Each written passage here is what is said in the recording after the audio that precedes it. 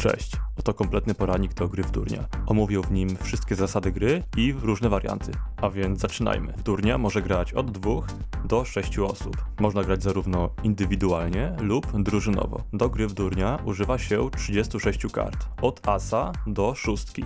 Hierarchia kart jest następująca. Najsilniejsze są asy, potem króle, damy, walety, dziesiątki, dziewiątki, ósemki, siódemki i szóstki. Na początku omówimy sobie zasady na podstawie gry indywidualnej w 4 osoby. Ale spokojnie, zobaczę w tym filmie wszystkie niuanse w zależności od liczby osób, a później wspomnę jeszcze o rozgrywce drużynowej. Jeżeli chcesz więcej takich filmów, zostaw suba. Warto wspomnieć na początku, jaki jest cel gry. W Durnia nie ma wygranych, są tylko przegrani. Kiedy wszyscy gracze pozbędą się swoich kart, oprócz ostatniego gracza, ten gracz jest przegranym. W pierwszym rozdaniu losuje się rozdającego i zaczyna on rozdawać karty, zaczynając od osoby siedzącej po jego lewej stronie. Każdy z graczy otrzymuje 6 kart. Po rozdaniu kart, kartę z wierzchu stosu odkrywa się i kładzie się ją na samym dole pod stosem, tak jak jest to pokazane w filmie. Wszyscy gracze biorą karty do ręki i powinni sobie je posegregować kolorami. Odkryta karta na spodzie stosu wskazuje kolor atutowy. Jest to król karo, a więc kolorem atutowym do końca rozdania będą kara. Kolor atutowy przebija karty w pozostałych kolorach, czyli krótko mówiąc jest kozakiem. W pierwszym rozdaniu obowiązuje zasada, że rozgrywkę zaczyna osoba, która posiada najniższą kartę w kolorze atutowym. Atutem są kara, więc osoba, która posiada najniższą kartę w karach, zaczyna rozgrywkę. Najniższą kartę w kolorze atutowym posiada gracz czerwony. Jest to zarazem najniższa karta atutowa w talii. Osoba, która jest oryginalnym posiadaczem szóstki w kolorze atutowym, może ją wymienić za kartę na środku stołu. W ten sposób otrzymuje do ręki atut o wyższej wartości. Czerwony mógłby tą szóstkę wymienić, nawet gdyby stos na środku stołu uległ wyczerpaniu, a króla karo pociągnął inny gracz. Wtedy gracz czerwony ma prawo od innego gracza posiadającego króla karo żądać wymiany. Natomiast gdyby szóstka karo została przekazana innemu graczowi, to nie mógłby on wymienić jej na króla karo, ponieważ nie byłby oryginalnym posiadaczem tej szóstki. Wymienić ją może osoba, która jako pierwsza dostała tę szóstkę do ręki. Wróćmy zatem do czerwonego. Ustaliliśmy, że posiada on najniższy atut ze wszystkich i to on zaczyna grę. Jest on tak zwanym atakującym. Gra w Durnia polega na ciągłym atakowaniu się i bronieniu. Schemat jest następujący. Jest pierwszy atakujący, którym jest czerwony. Gracz na lewo od niego, czyli fioletowy, jest broniącym. Następny gracz po broniącym jest drugim atakującym i ostatni gracz jest trzecim atakującym. Są 3 warianty atakowania. Najpopularniejszy to ten, o którym właśnie wspomniałem, czyli wariant z dokładaniem. Każdy gracz może dokładać karty obrońcy, czyli inaczej mówiąc, może go atakować. Drugi wariant to dureń bez dokładania, czyli atakować może tylko gracz, który jest pierwszym atakującym. Tutaj byłby to czerwony. I trzeci wariant, dureń z częściowym dokładaniem. W tym wariancie jest 2 atakujących siedzących na lewo i na prawo od obrońcy. Tutaj to jest czerwony i żółty. Ten wariant jest najczęściej spotykany w grze 5 i 6 osobowej, gdzie ogranicza się w ten sposób liczbę atakujących do 2, ponieważ duża liczba atakujących miałaby dużą przewagę nad obrońcą. Na początku omówmy sobie przykład na podstawie wariantu klasycznego, gdzie każdy gracz może dokładać kartę obrońcy. Czerwony może zaatakować fioletowego jedną kartą lub kilkoma kartami o tej samej wartości, na przykład 1 siódemką lub 2 siódemkami, 1 damą lub 2 damami. Atakując więcej niż jedną kartą jednocześnie, ułatwiamy obronę obrońcy. Dlatego przyjęło się, że lepiej jest atakować jedną kartą. Najlepiej jest atakować taką wartością, w której posiadamy więcej niż jedną kartę. Czerwony posiada 2 siódemki i 2 damy, więc atak damą lub siódemką będzie najrozsądniejszy. Gracz czerwony postanawia zaatakować fioletowego damą kier. Fioletowy może podjąć próbę obrony. Jeżeli zechce się obronić przed atakiem, musi pokonać tą damę kier. W Durniu nie ma obowiązku dokładania karty do koloru. Kartę, która pokona damę kier, będzie każda karta wyższa w kierach, czyli król kier lub as kier, lub też jakakolwiek karta w atucie, czyli w karach, ponieważ atut pokonuje każdą inną kartę w innym kolorze. Fioletowy może pobić damę kier, każdą z 3 kart w kolorze atutowym, jakie posiada w ręce, lub królem kier. Jeżeli mamy możliwość wykorzystania karty nieatutowej, czyli króla kier, lepiej go dołożyć i nim pobić damę kier, ponieważ atuty są silniejsze i lepiej je zostawić na później. Fioletowy obronił się przed pierwszym atakiem, ale to nie musi być koniec atakowania. Teraz na polu bitwy mamy już 2 karty o różnych wartościach. Następnym atakiem może być karta, która posiada jedną z tych 2 wartości, czyli dama lub król. Czerwony może po raz kolejny zaatakować fioletowego lub spasować i oddać kolejkę następnemu atakującemu, czyli żółtemu. Czerwony postanawia zaatakować fioletowego damą trefl. Fioletowy może teraz obronić się jednym z 3 atutów. W interesie fioletowego jest, aby tych wartości kart na polu bitwy było jak najmniej. Dokładając damę karo, nie dodaje karty o nowej wartości. Dzięki temu ogranicza możliwości atakujących, którzy są teraz ograniczeni do atakowania damą lub królem. Czerwony jako pierwszy atakujący znów ma pierwszeństwo. Może zaatakować fioletowego królem karo. Natomiast postanawia sobie tego króla zachować, ponieważ jest to karta w kolorze atutowym. Oddaje więc kolejkę następnemu graczowi, czyli żółtemu. Jedyną kartę, jaką może dołożyć żółty, to król trefl. Fioletowy może obronić się jobłkiem lub dziesiątką karo. Ze względu na dużą ilość dziesiątek w ręce postanawia bronić się dziesiątką. Teraz atakujący mogą również atakować dziesiątkami. Żółty pasuje, ponieważ nie ma już karty, którą mógłby zaatakować i teraz jest kolejka niebieskiego. Niebieski może dołożyć dziesiątkę lub króla pik, wybiera dziesiątkę pik. Fioletowy broni się jobłkiem karo, czyli jedyną legalną kartą. Niebieski dorzuca króla pik i fioletowy nie ma żadnej karty, którą mógłby się obronić. Oznacza to, że jego obrona jest nieudana. Tutaj warto powiedzieć, iloma kartami można atakować obrońcę. Maksymalna liczba kart, którą można zaatakować obrońcę, to 6, o ile obrońca posiada w ręku przynajmniej 6 kart. Jeżeli obrońca posiada w ręku mniej kart, na przykład 4, maksymalną liczbą kart, jaką można zaatakować obrońcę, to 4. Podsumowując, maksymalna liczba kart atakujących nie może być większa niż 6 i jednocześnie nie może być większa niż ilość kart, które obrońca posiada w ręce. Tutaj obrońca obronił się przed 4 kartami, ale nie zdołał obronić się przed 5, czyli królem pik. Jeżeli obrona się nie powiedzie, wszystkie karty z pola bitwy obrońca musi wziąć do ręki. Jeżeli obrona się powiedzie, karty z pola bitwy odkładane są na bok i nie biorą udziału w grze. Teraz, kiedy wiadomo, że obrońca się nie obroni, a maksymalna liczba kart, którą mógłby zostać zaatakowany to 6, jeden z graczy może mu dołożyć jeszcze jedną kartę, która pasuje wartością do tych na polu bitwy. Pierwszeństwo posiada gracz, który jako ostatni zaatakował obrońcę. Tutaj jest to niebieski, ponieważ dołożył króla pik. Nie posiada on jednak żadnej karty, którą mógłby dołożyć obrońcy. Kolejka przechodzi więc na kolejnego gracza, tutaj czerwonego. Może on dołożyć fioletowemu jobłka pik lub króla karo, ponieważ te karty pasują wartością do tych na polu bitwy. Woli dołożyć jobłka pik, ponieważ król karo jest atutem i może mu się później przydać. Przy nieodpartym ataku fioletowy musi wziąć wszystkie karty z pola bitwy do ręki. Jeżeli natomiast fioletowy obroniłby się przed wszystkimi atakami, karty te zostałyby odłożone na bok i nie brałyby już udziału w grze. Jeżeli gralibyśmy drugim wariantem, zasady są dokładnie te same, z tym, że atakować może tylko jedna osoba. Podobnie przy grze trzecim wariantem. Atakować mogą tylko osoby na lewo i prawo od obrońcy. Teraz skupmy się na 2 wariantach obrony. Pierwszy już sobie omówiliśmy podczas tego przykładu. W tym wariancie obrońca broni się sam do końca tury. Jest jeszcze drugi wariant, czyli tzw. dureń przenoszony. Obrońca może przenieść obronę na następnego gracza po swojej lewej stronie, pod warunkiem, że posiada kartę o tej samej wartości, którą zaatakował atakujący. Przykład. Czerwony zaatakował fioletowego damą kier. Fioletowy również posiada damę. Jeżeli położy ją obok damy kier, to przenosi obronę na następnego gracza, czyli żółtego. I teraz gracz żółty staje się obrońcą, a gracz fioletowy pierwszym atakującym. Żółty musi teraz bronić się przed 2 damami. Jeżeli żółty posiadałby również damę, mógłby ją dołożyć obok tych 2 dam i przenieść obronę na gracza niebieskiego. Wtedy to on byłby atakującym, a niebieski obrońcą. Ale nie posiada żadnej damy w ręce, więc musi się bronić. Ma do dyspozycji 2 asy, którymi może się obronić. Oczywiście nie musi on podejmować próby obrony. Jeżeli się podda, bierze 2 damy do ręki, chyba że jeden z atakujących dorzuci mu jeszcze jedną damę. Wróćmy teraz do sytuacji, gdzie fioletowy został zaatakowany 6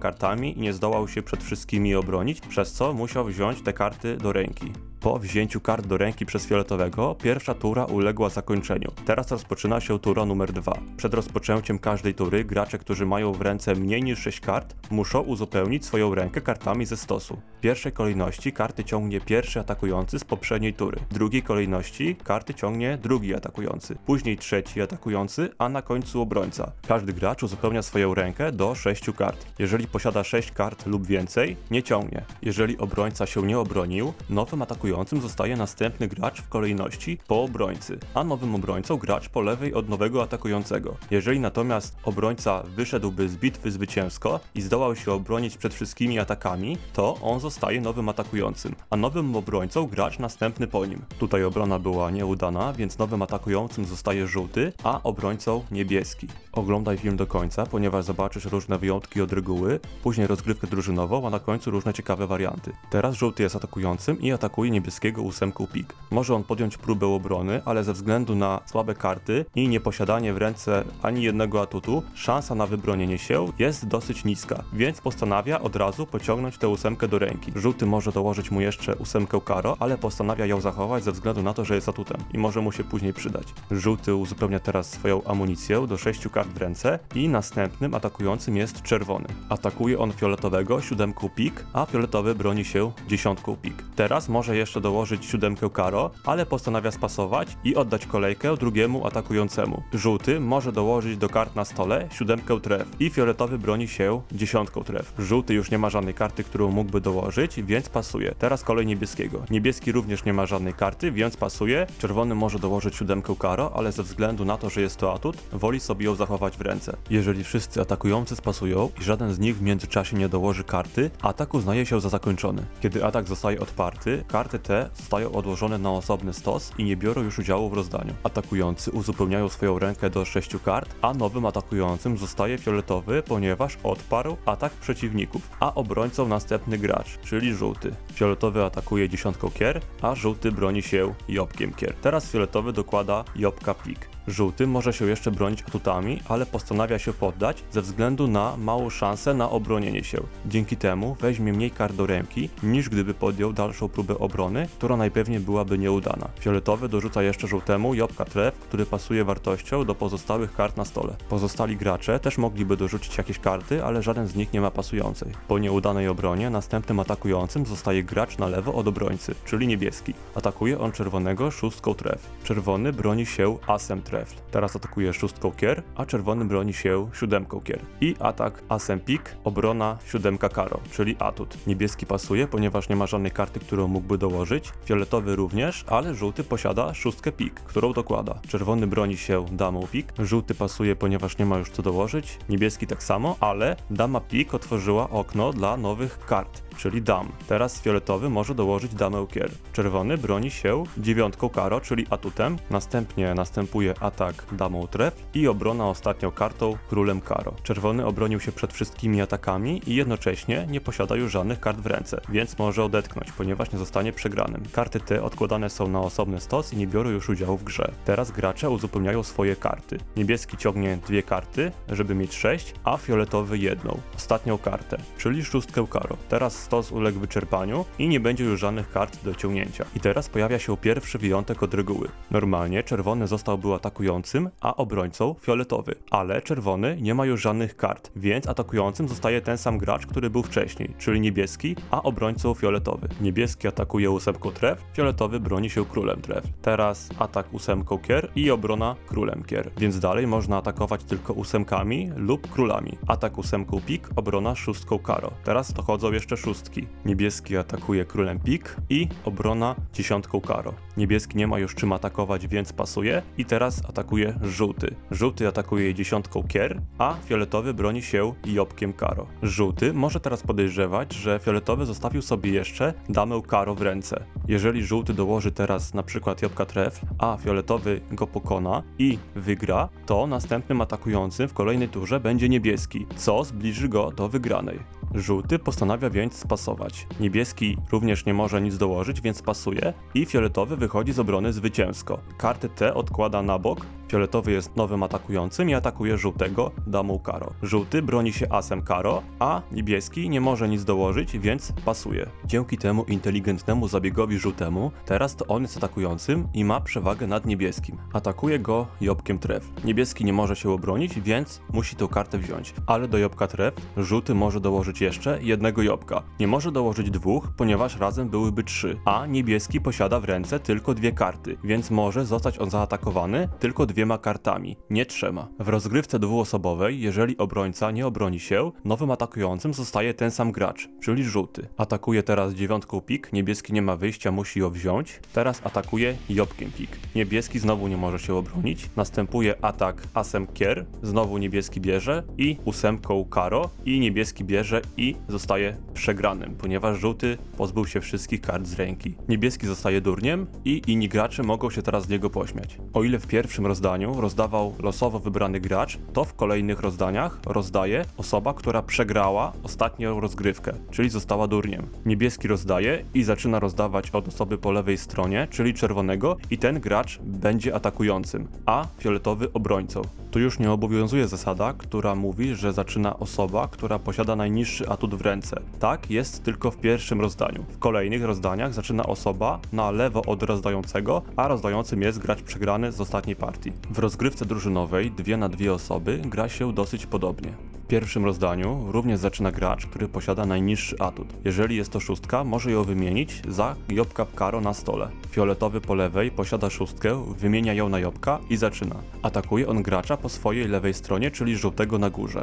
Żółty na górze jest obrońcą, ale partner z drużyny nie może mu pomagać w obronie. Każdy musi bronić się sam, a atakujących jest 2, czyli fioletowy po lewej i fioletowy po prawej. Nie może on nigdy atakować swojego partnera. Jeżeli jego partner byłby po lewej stronie, to atakuje on przeciwnika po partnerze. Tak może się stać, kiedy w rozgrywce zostaje 3 graczy, 2 na 1. Przewijmy sobie rozgrywkę do konkretnej sytuacji. Fioletowy po prawej jest atakującym, a żółty na dole jest obrońcą. Żółty broni się przed wszystkimi kartami i pozbywa się kart z ręki. Jeżeli jeden z partnerów pozbędzie się kart jako obrońca, to następnym atakującym jest jego partner, czyli żółty na górze, a obrońcą gracz po jego lewej stronie, tak jak jest normalnie. Teraz jest kilka możliwych wariantów. Jeżeli fioletowy się wybroni i zostanie z kartami, to on staje się nowym atakującym i atakuje swojego przeciwnika, który jeszcze został, czyli żółtego na górze. Nie może on atakować swojego partnera, który jest po lewej stronie. Jeżeli fioletowy się wybroni, ale jednocześnie pozbędzie się wszystkich kart z ręki, to następnym atakującym zostaje jego partner, czyli fioletowy po lewej. A jeżeli fioletowy się nie obroni, to następnym atakującym zostaje znowu jego partner, ponieważ jest to osoba po jego lewej stronie.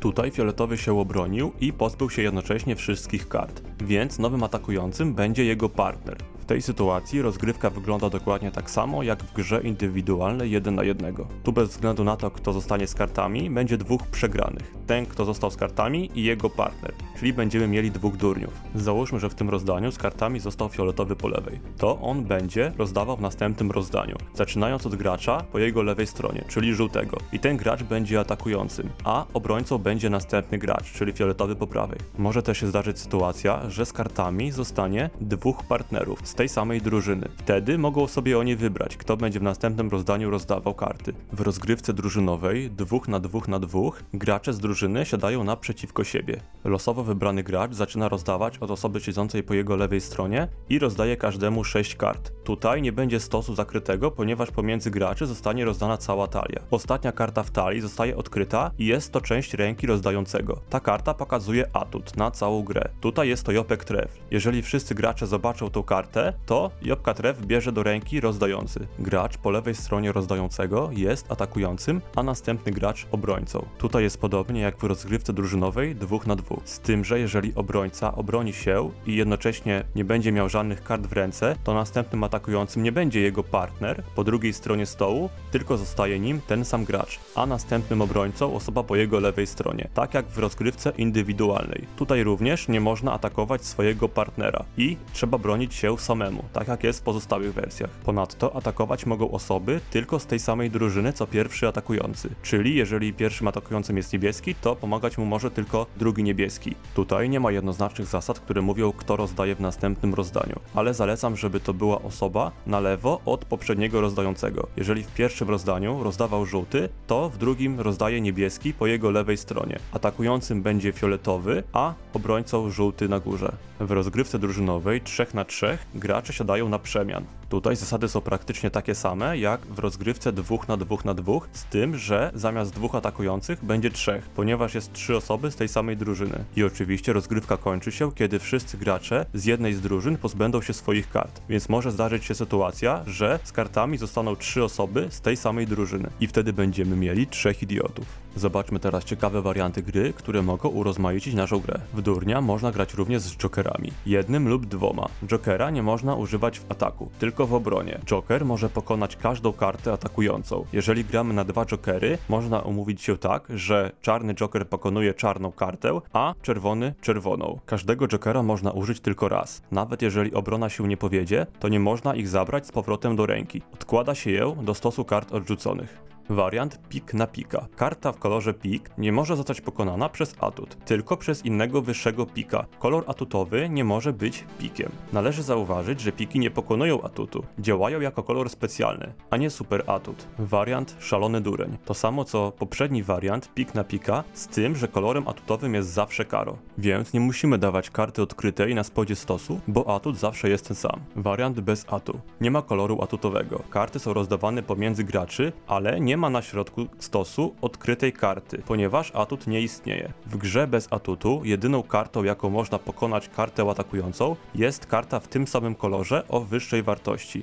Wariant upadły as. Najniższa karta atutowa pokonuje asa atutowego. Ta karta pozwala na pokonanie asa atutowego przez najniższą kartę atutową w talii, więc as nie jest już niepokonaną superkartą. As atutowy może nadal pokonać dowolną kartę, w tym kartę, która go pokonuje. Wariant albański dureń. Karta atutowa jest umieszczana na górze talii, a nie na dole. Ta karta zostanie pociągnięta jako pierwsza przez atakującego po skończeniu tury. Atut pozostaje ten sam do końca gry. Wariant zmienny atut. Na początku rozdania pod widoczną kartą atutową na spodzie stosu jest umieszczana jedna karta zakryta. Kiedy jeden z graczy dobiera widoczną kartę atutową, odsłaniana jest ukryta karta, która określa kolor atutowy na resztę gry. Ta karta również zostaje dobrana przez odpowiedniego gracza do ręki. Wariant pokerowy dureń. Każdy gracz może wymienić jedną lub dwie dowolne karty w swojej ręce na kolejną jedną lub dwie ze stosu kart zakrytych przed każdą nową turą po wcześniejszym dobraniu kart przez odpowiednich graczy. Każdy gracz może dokonać takiej wymiany maksymalnie 3 razy w całej grze, chyba że gracze ustalą inaczej. Gracze, którzy chcą wymienić karty, robią to w takiej samej kolejności, jak przy dobraniu kart ze stosu, zaczynając od pierwszego atakującego z poprzedniego rozdania, a kończąc na obrońcy. Karty z ręki chowane są pod spód stosu, a brakującą liczbę kart uzupełnia się kartami z wierzchu stosu. Trzeba robić to umiejętnie, ponieważ może się okazać, że pociągniemy gorszą kartę niż tą, którą wymieniliśmy. Wariant wietnamski dureń. Gra się pełną talią 52 kart, przy grze od 2 do 4 graczy. W tej odmianie początkowo rozdaje się 8 kart, zamiast 6. Po zakończeniu tury dobiera się do 8 kart, zamiast do 6, jak w wersji klasycznej. Natomiast często gracze umawiają się, że atakować można maksymalnie 6 kartami, jak w klasyku. Wariant pełny dureń. Gra się pełną talią 52 kart. Można grać z jokerami lub bez nich, przy czym najniższą kartą jest 2 zamiast 6.